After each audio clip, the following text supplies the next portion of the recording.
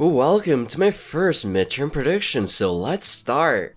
There we go. The only way I see Kansas dropping from so far if for some reason term limited governor Laura Kelly, the Democrat actually, decides to run for Senate as sacrificial lamb for the Democrats, but even then, probably likely are, but I don't think she runs, so I have this as a safe R victory. And now, briefly for Alaska, I know there's some people pushing for Mary Peltola to run. Now, I wouldn't be surprised if she does run, but just because of the fact that 2026 is going to be a Trump midterm, I do have this as likely are by 10 to 12%. And now for Texas. In Texas, you got incumbent John Cornyn, who is a bit unpopular since some people do see him as a bit of a rhino. The good news for him, though, is that there's no Democrats the Texas Democratic Party right now is at an all-time low, so that means he could win by a safe margin, but I think lower Republican turnout.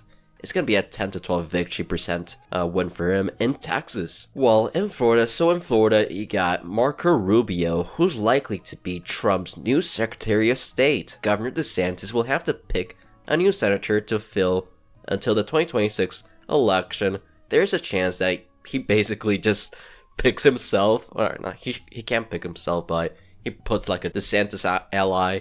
That ally doesn't run, and then he runs for Senate in 2026 essentially. That is a possibility, but if he's trying to rekindle his relationship with Trump, Lara Trump, Eric's wife, could actually become the next senator of Florida just because of that. She does have some political experience running the RNC, so there is a shot that we have a Trump in the Senate quite soon, and who knows if he makes this decision quite soon, but whoever, DeSantis picks winning here by 11% easily, maybe even could be a safe R. And now, let's go to Illinois. So this is going to be a bit of a hot take for me, but with Dick Durbin, he's going to be over 80 years old, and Democrats in Washington, D.C. are not even sure about him. If, I wouldn't be surprised if they try to coup him just like they did with Biden. We don't know who the Republican nominee is going to be, but I'm going to go with my gut feeling and what we saw in the 2022 governor race, and furthermore, just the trends that we saw in the last presidential election, alongside Durbin being, not that popular and just being quite old. I wouldn't be surprised if Illinois Senate race is below a safe margin. I still think Durbin would win. It would only be by an 11% margin in my opinion, and a bit of a hot take for me. And now for Iowa, I think Joni Ernst will win here. I know that in 2020 she didn't win by that much, when I think she won here by, if I'm not mistaken, it was, I think 6.4%. Let me see if I actually got that right. 6.5. Oh, close enough. Yeah. I think with now having more incumbency and Iowa just being more red of a state, I think she could win here by the same margin, but I think it's going to be a 10 to 12 victory for her. And now we can move on to the lower likely states. So let's start off with Minnesota. In Minnesota, you got Tina Smith, who's not as popular of a staple of politics as compared to Amy Klobuchar, of course, but you also got Royce White as the main GOP nominee. I don't think he's going to be the nominee because he would lose bigly. Still, I think Tina Smith, she's not going to win by a huge margin, but I expect her to win here by 8 to 10% in a Trump midterm. So yeah, pretty easy victory for her. And now let's move on to New Mexico. New Mexico, basically, we can just look back to 2020 when Ben Ray Lujan went against Mark Ronchetti, a really like a B+ tier candidate by the Republicans. Even then, he still won by 6%, so yeah, it's not looking too good. Still, I think we'll defeat whoever the GOP nominates, and he wins here by, I think, 6 to 8% most likely. And now we can move on to, so Virginia. I almost forgot about Virginia. Virginia, Democrats going to be, of course, Mark Warner, typical politician. But most importantly, there's a chance that popular governor Glenn Youngkin decides to run for Senate, since, he's term limited. So yeah, that would be a very big problem for Democrats. I still think Youngkin will run for president, or try to run for president. And yeah, this is the only reason why I don't have Virginia safe D. I think it's going to be likely D could easily drop down to lean D if Youngkin is a Senate GOP nominee. But for now, I'm going to have this as 6 to 8% victory for Warner. But yeah, this is going to be a race to look out for. But yeah, as you can see, the map is already quite hard for Democrats to make a flip. And Yeah, especially with the next race. So in Maine, Democrats were very much hoping to get some good news, especially after 2024. But for bad news for them, we actually got very early news that Susan Collins is very likely to run for re-election, and she's a staple of Maine politics. I mean, 2020, she won the state by almost 10%, even though Biden won the state. So yeah, the only nominee that is close that could maybe do like a decent race against her, Jared Golden. He might run for Senate, even though I think he's gonna stay in the House. I mean, it's just very tough for Democrats to make a pickup here, and I expect her to win here by 6 to 8%. Nah, probably. I'm gonna say 5 to 7, 5 to 7 since the Trump midterm. So yeah, still an easy victory for Susan Collins, and another door shut down for Democrats.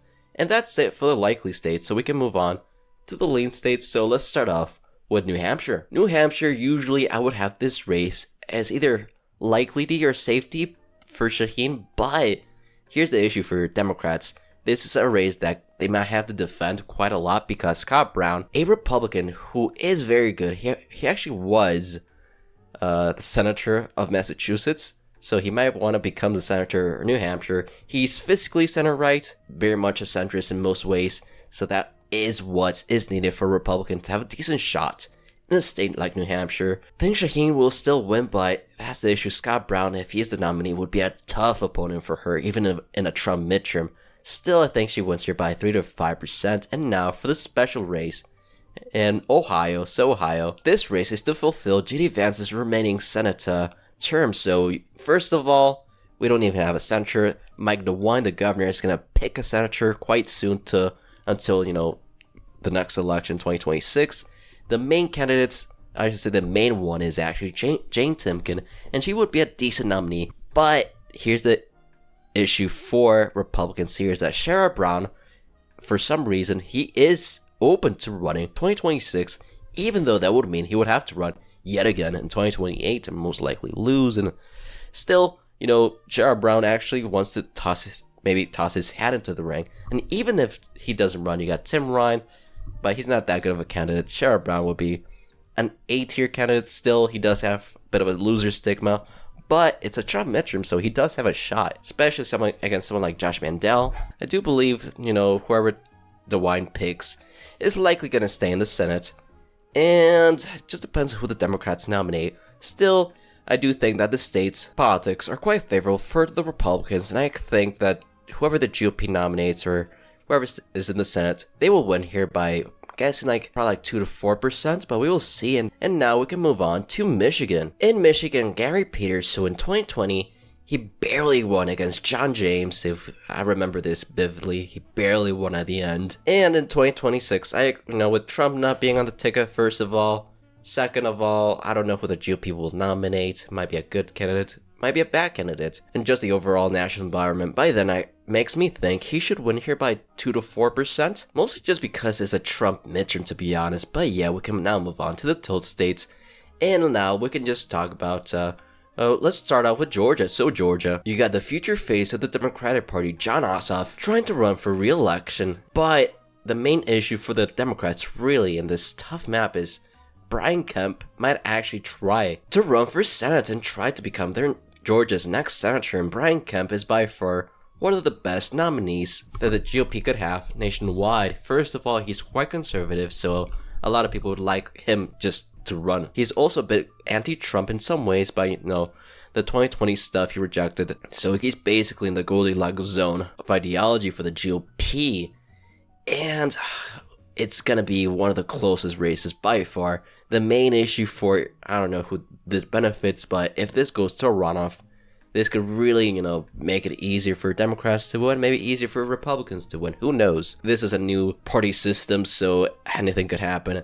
I still think that just due to the fact that it's a Trump midterm, Jon Ossoff barely holds on. I don't know what the margin could be, and it could be anywhere from 0.75 to 1.25. I think it's probably going to be just below 1%. The only thing I'm not sure of is that if there's going to be a runoff in Georgia, but Jon Ossoff, just because he's lucky that Trump won, I think that's the reason why he will win in 2026. And now for by far the most interesting Senate race in my opinion for North Carolina. In North Carolina, this race could go so many ways. First of all, you got Tom Tillis, who's already pivoting to the center, trying to do that, because North Carolina is barely a 2 to 4% Trump state, and the issue for him potentially is Mark Robinson, who has, hinted that he might run for Senate and try to primary Tom Tillis in 2026. And that could be a way that Democrats win the seat, in my opinion. Then you got, the Democrat nominees, Willie Nickel, who actually got famous for proposing for there to be a shadow government or a shadow cabinet, to counter Trump. The main Democrat nominee, in my opinion, by far the best one of the better ones in the country, is, I would say, like popular governor Roy Cooper. He's the incumbent governor, would be a very, very good candidate for Democrats to recruit in 2026. You also got, Jeff Jackson, Attorney General-elect, technically, who is a B-tier candidate. Roy Cooper's an A-tier candidate. This race could go so many ways, just depends on what happens in the primary. But, as you've seen in the past, Tom Tillis is a very lucky man. A bit too lucky, to be honest with you. He does, his opposition team. It's kind of funny. So he always finds a way, or I should say, he always finds some blackmail on his candidates, or someone does, and that just makes it quite funny. Even though it's a Trump midterm, I do expect Tom Tillis to narrowly win re-election and defeat the Democrat candidate, as long as the primary is not too ugly for him. But as you can see, this map is very, very unfavorable for Democrats. They barely have a shot at flipping 1 or at 2 most seats in this cycle, so yeah, it's not looking that good for them. And the Republicans retain the same Senate majority of 53 seats, while Democrats still have 47 seats. Let me know what your map looks like. Feel free to leave a like, join the Discord and the channel membership, and as always, have a good rest of your day. Bye.